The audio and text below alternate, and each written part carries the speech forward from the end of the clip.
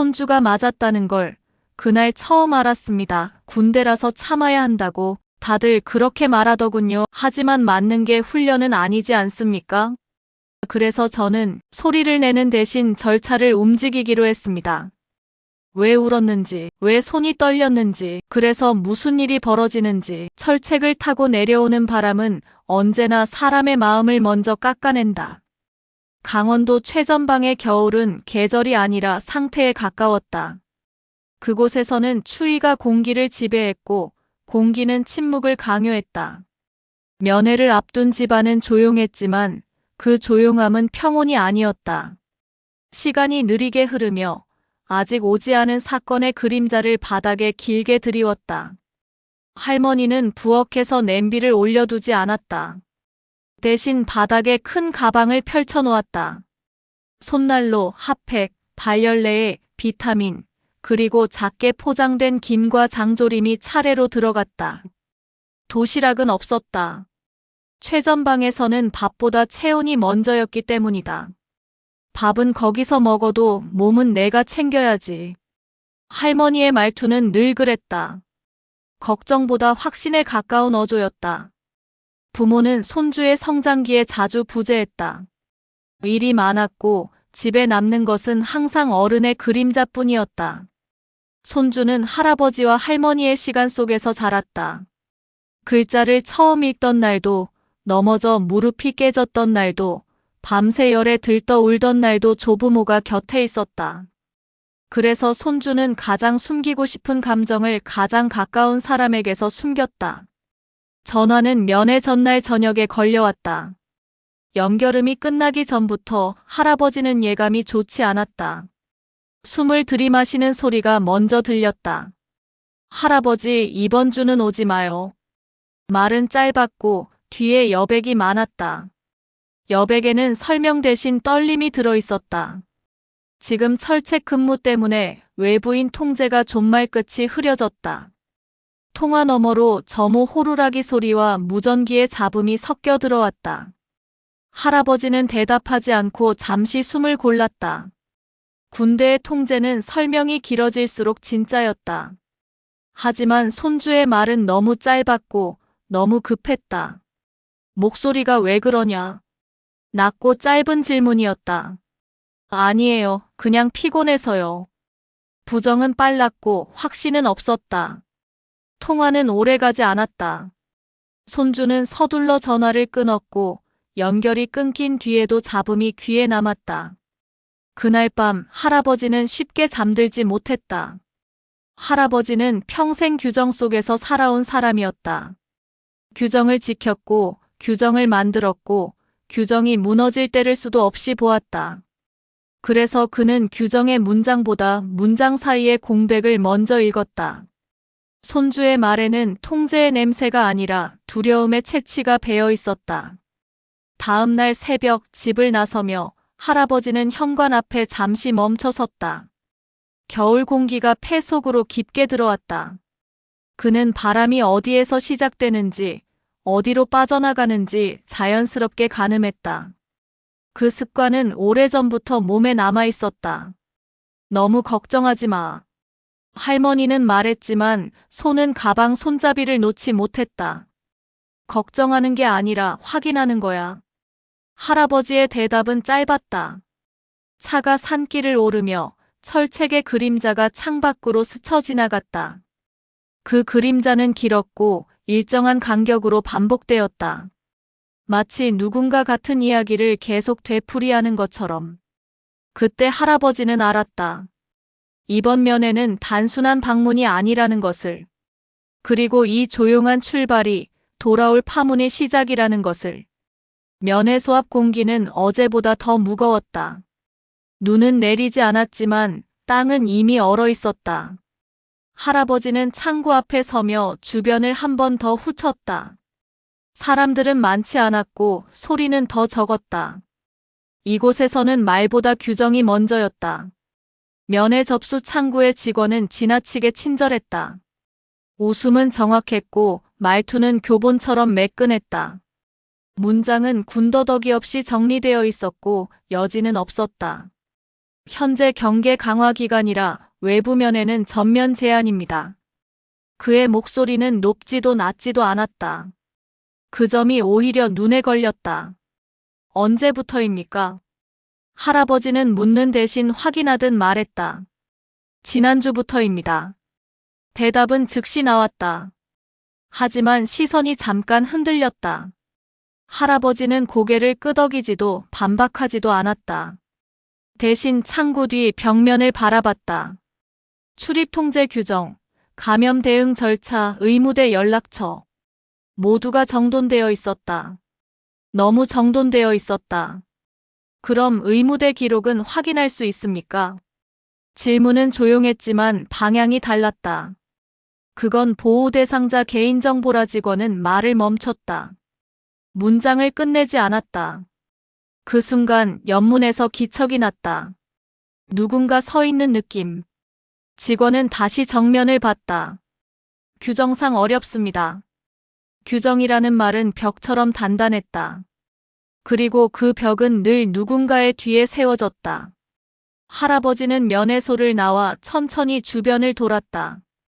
주차장, 병사 대기구역, 흡연구역. 모든 동선이 자연스럽게 차단되어 있었다. 사람은 없었고 시선만 남아 있었다. 잠시 뒤 할머니가 낮은 목소리로 말했다. 너무 캐묻는 거 아니야. 말은 걱정이었지만 눈은 불안을 품고 있었다. 일 캐묻는 게 아니라 어긋난 걸 맞추는 거야. 그날 오후 할아버지는 다시 전화기를 들었다. 손주에게 전화를 걸었지만 받지 않았다. 2번, 3번. 응답은 없었다. 대신 짧은 메시지가 도착했다. 번호는 저장되어 있지 않았다. 지금은 말 못합니다. 사고 아닙니다. 야간 근무 핑계로 계속 불려나갑니다. 손끝이 굳었다. 메시지는 짧았고 설명은 없었다. 그러나 설명이 필요하지도 않았다. 그날 저녁 할아버지는 혼자 숙소에 남았다. 할머니는 먼저 쉬라고 했지만 그는 고개를 저었다. 벽에 걸린 시계 소리가 유난히 크게 들렸다. 과거가 스쳤다. 자신도 한때 완벽한 핑계 속에서 진실을 파헤쳤다. 그때도 모두가 규정을 말했고 아무도 사람을 보지 않았다. 결과는 명확했다. 조직은 남았고 그는 나갔다. 전화가 울렸다. 이번에는 손주였다.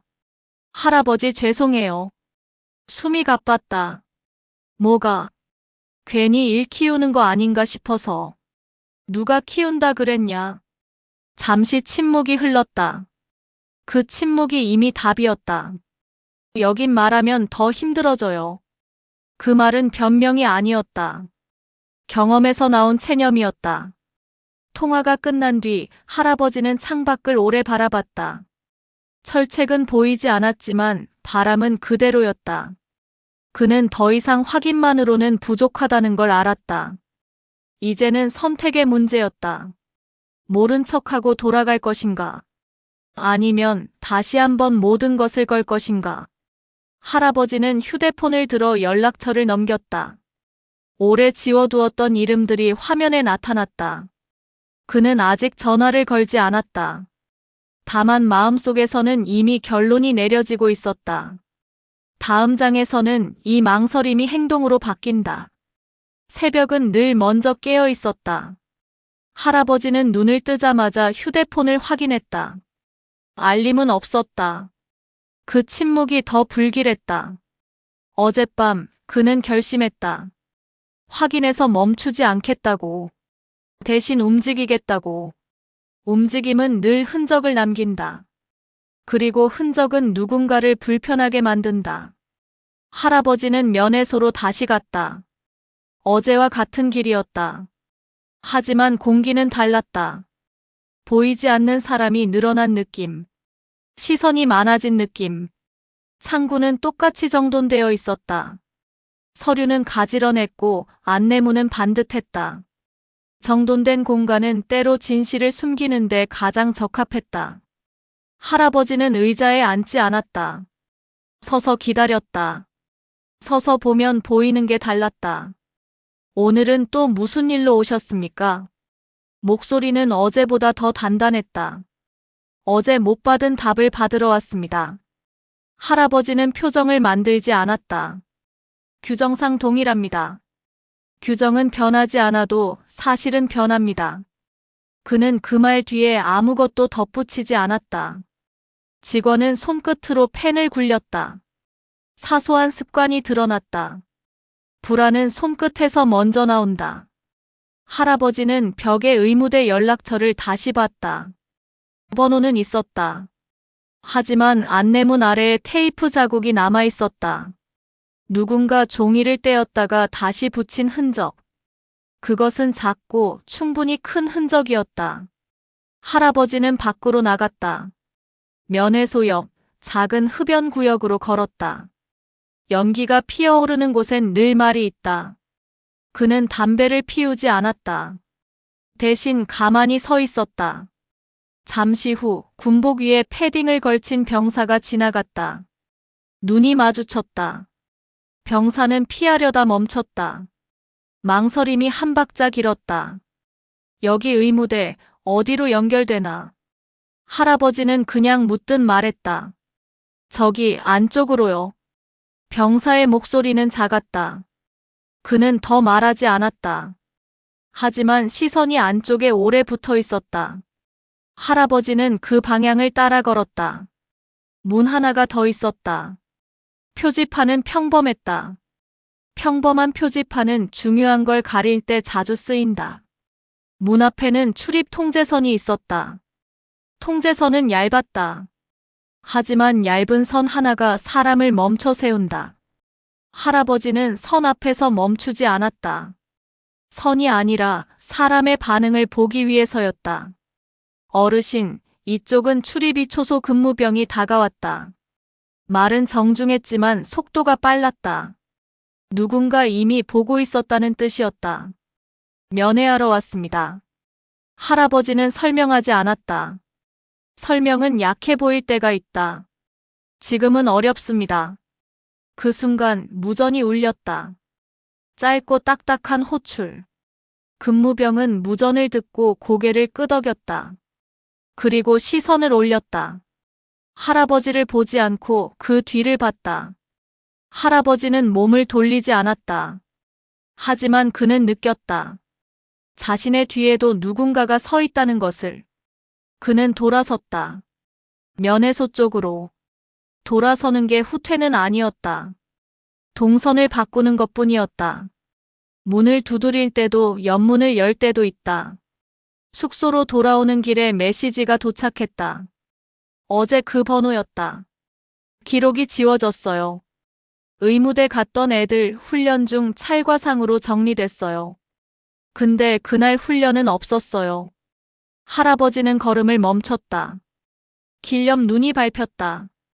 뽀드득 소리가 났다. 그 소리가 이상하게 크게 들렸다. 그는 손줄을 떠올렸다.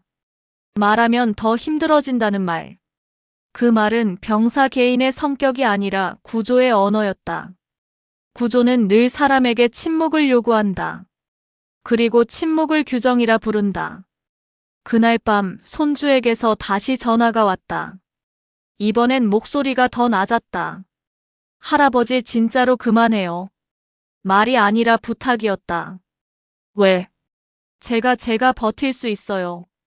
버틴다는 말은 희망이 아니라 방어였다. 버티는 걸 목표로 살면 결국 다 부서진다. 할아버지의 말은 부드럽지 않았다. 하지만 화도 아니었다. 여기선 누가 옳은지보다 누가 위인지가 중요해요. 그 말이 할아버지의 속을 건드렸다. 그는 오래전 장면을 떠올렸다. 조사실의 형광등, 종이 위의 문장들, 사라지는 기록들. 그때도 위가 오름을 눌렀다. 할아버지는 통화를 끝내고도 한참 휴대폰을 쥐고 있었다. 소나기가 저릿했다. 그는 자신이 손주에게 해가 될 수도 있다는 걸 알았다. 그 사실이 마음을 흔들었다. 분노보다 두려움이 먼저 밀려왔다.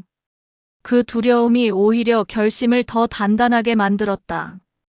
할머니가 조용히 물었다. 정말 할 거야? 목소리는 떨리지 않았다. 떨림은 눈에 있었다. 안 하면 얘는 혼자 남는다. 짧은 문장이었다. 하지만 그 문장 안에 수십 년이 들어 있었다. 할아버지는 연락처 목록을 다시 열었다. 지워두었던 이름들. 안부를 묻기엔 너무 무거운 이름들. 그가 가장 마지막에 남겨둔 번호를 눌렀다. 아직 통화 버튼은 누르지 않았다. 창밖에서 바람이 울었다. 철책바람 같은 소리였다. 그 소리가 말하는 것 같았다. 지금 멈추면 다시는 돌아오지 못한다고. 할아버지는 숨을 깊게 들이마셨다. 그리고 마침내 손가락을 움직였다. 통화 버튼을 누르는 순간 화면의 불빛이 그의 얼굴을 비췄다. 그 빛은 작았지만 방향은 분명했다. 이제부터는 관계도 목표도 흔들릴 것이다. 손주를 지키려면 더 큰 것을 건드려야 한다. 그리고 그 대가는 늘 사람에게 먼저 온다. 전화 연결음은 길지 않았다. 한 번, 그리고 바로 목소리가 들어왔다. 말해. 짧았고 감정이 없었다. 그 무감함이 상황의 무게를 대신했다. 강원도 최전방 GOP다. 의무대 기록이 비어있다. 사고는 없고 사람만 다쳤다. 설명은 없었다. 요약만 있었다. 요약은 상대가 이미 절반을 알고 있을 때 쓰는 방식이었다. 지금부터는 내가 빠져라. 내가 맞는다. 통화는 거기서 끝났다. 끊기는 소리가 유난히 크게 울렸다.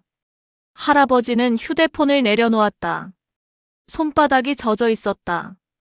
분노가 아니라 오래 눌러온 감정의 흔적이었다. 그날 밤 GOP는 잠들지 않았다. 무전 소리가 잦아졌고 차량 불빛이 늘었다. 경계는 강화됐지만 방향이 달랐다. 밖을 막는 경계가 아니라 안을 조이는 경계였다. 면회소로 호출이 왔다. 확인 요청. 말은 공손했지만 선택지는 없었다. 회의실은 작았다. 형광등은 밝았고 공기는 차가웠다. 탁자 위에는 물병만 놓여 있었다. 서류가 없다는 건 곧 서류가 쏟아질 거라는 뜻이었다. 어르신, 상황이 오해로 커진 것 같습니다. 중대 간부의 목소리는 단단했지만 눈동자는 쉬지 않았다. 오해는 기록으로 남는다. 여긴 기록이 없다. 훈련 중 경미한 접촉이 있었고 그날 훈련은 없었다. 말이 겹쳤다. 공기가 갈라졌다. 확인되지 않은 정보로 문제를. 확인되면 책임질 겁니까? 간부는 잠시 말을 잃었다. 그 침묵이 이미 답이었다. 그때 문이 열렸다. 구두 소리.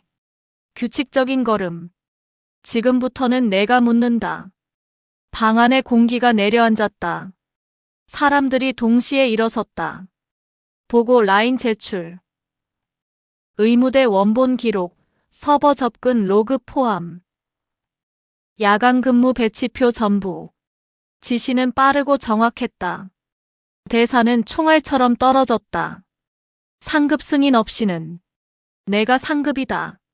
말이 끝나자 무전이 울렸다. 짧은 확인음. 회의실 밖이 소란스러워졌다. 잠시 후 면회실 문이 열렸다. 소리는 크지 않았지만 공기가 먼저 반응했다.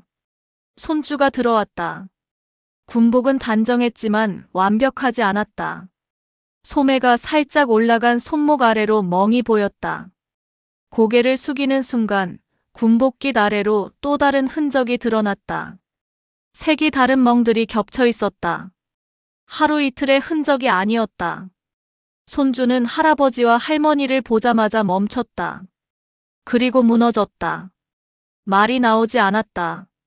얼굴이 일그러졌고 눈물이 먼저 쏟아졌다. 할아버지, 할머니. 울음은 소리가 아니었다. 몸 전체가 떨렸다. 할머니가 한 걸음 다가가 손주를 끌어안았다. 말은 없었다. 말이 필요 없는 순간이었다. 할아버지는 움직이지 않았다. 그의 시선은 멍자국에 고정돼 있었다. 하나, 둘, 셋. 눈으로 세는 자신이 싫었지만 멈출 수 없었다. 손이 떨렸다. 미세하게 시작해 분명해졌다. 그는 주먹을 꽉 쥐었다. 쥔 손이 더 떨렸다. 숨을 들이마셨다. 내쉬었다. 다시 한번. 소리를 내면 이방이 무너질 것 같았다. 그래서 참았다. 참는 쪽을 선택했다. 그 순간 분노는 방향을 정했다. 사람이 아니라 구조를 향해. 보호 조치. 지금부터 진술은 분리한다. 사람들이 움직였다. 문이 닫혔다. 닫히는 소리가 컸다. 회의실에 남은 건 몇 명뿐이었다. 그리고 침묵. 이렇게까지 할 필요는.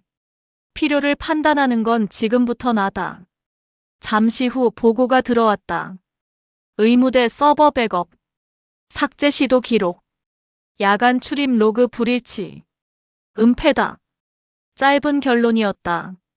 한 간부가 고개를 들었다. 위에서 지시받았습니다. 그 말이 방을 가로질렀다. 이름. 침묵. 선택의 시간. 말하지 않으면 내가 위가 된다. 이름이 나왔다. 그리고 연결된 이름들이 이어졌다. 조사가 공식화됐다. 직무 정지. 분리 조치. 보직 해임. 빠르게 연쇄적으로. 회의가 끝날 무렵 손주가 다시 다가왔다. 죄송해요, 저 때문에. 아니다. 숨긴 사람들이 책임질 일이다. 그 말 끝에 할아버지의 목이 잠겼다. 감정이 처음으로 위까지 올라왔다. 터뜨리지는 않았다. 문을 나서며 구가 말했다. 이번엔 끝까지 간다. 밖으로 나오자 바람이 불었다. 철책바람이었다. 이번엔 등을 밀었다. 되돌아갈 수 없었다. 사건이 끝난 뒤의 시간은 이상하게 조용했다. 세상이 바뀐 것처럼 보였지만 실제로 달라진 것은 소리의 크기였다.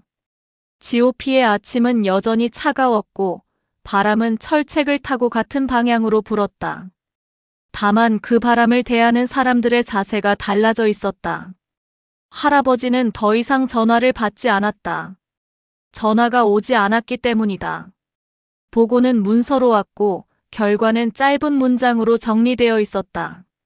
조사 개시, 직무 정지, 분리 조치, 수사 이관. 단어들은 감정이 없었다. 그래서 오히려 정확했다. 손주는 보호 조치된 공간에서 며칠을 보냈다. 그곳은 안전했지만 낯설었다. 낯설다는 건 익숙했던 고통에서 떨어져 나왔다는 뜻이기도 했다. 그는 잠을 오래 자지 못했다. 몸은 쉬고 있었지만 마음은 여전히 철책 근무에 서 있었다. 할아버지는 그 모습을 지켜봤다. 말을 많이 하지 않았다. 위로는 설명이 길어질수록 무거워진다는 걸 알고 있었다. 대신 함께 앉아 있었다. 같은 방향을 보고 같은 시간에 숨을 쉬었다. 이제 괜찮을까요? 손주의 질문은 미래형이었다. 괜찮아지는 건 한 번에 오지 않는다. 그래도 돌아갈 수는 있다. 그 말은 희망이라기보다 경험에 가까웠다. 할아버지는 자신도 그렇게 돌아왔다는 걸 알고 있었다. 완전히 회복되지는 않았지만 무너지지 않는 방법을 배웠다. 부대는 바뀌고 있었다. 간판은 그대로였지만 사람들의 말투가 달라졌다. 농담이 줄었고 기록이 늘었다. 보고는 느려졌지만 숨기는 일은 줄어들었다. 그 변화는 눈에 띄지 않았지만 분명히 존재했다. 할머니는 집으로 돌아와 다시 부엌을 정리했다. 면의 가방은 접혀서 한쪽에 놓였다. 핫팩 몇 개가 남아 있었다. 그녀는 그것들을 버리지 않았다.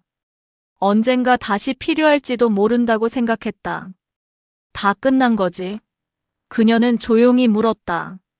끝났다고 말할 수는 없어. 다만 멈추지는 않을 거다. 그 대답에 할머니는 고개를 끄덕였다. 그녀는 끝이라는 말을 오래 믿지 않았다. 대신 시간을 믿었다. 손주는 조금씩 일상으로 돌아갔다. 말수가 늘지는 않았지만 눈을 피하지는 않았다. 가끔은 아무 이유 없이 창밖을 오래 바라봤다. 그럴 때마다 할아버지는 묻지 않았다. 묻지 않는 것도 지켜보는 방식이라는 걸 알았기 때문이다. 할아버지는 혼자 있는 시간에 자주 과거를 떠올렸다. 예전에 자신이 옷을 벗어야 했던 그 사건. 그때는 아무도 남지 않았다고 생각했다. 하지만 지금 보니 남아있던 것이 있었다. 그때의 선택이 지금의 선택을 가능하게 했다. 그는 깨달았다.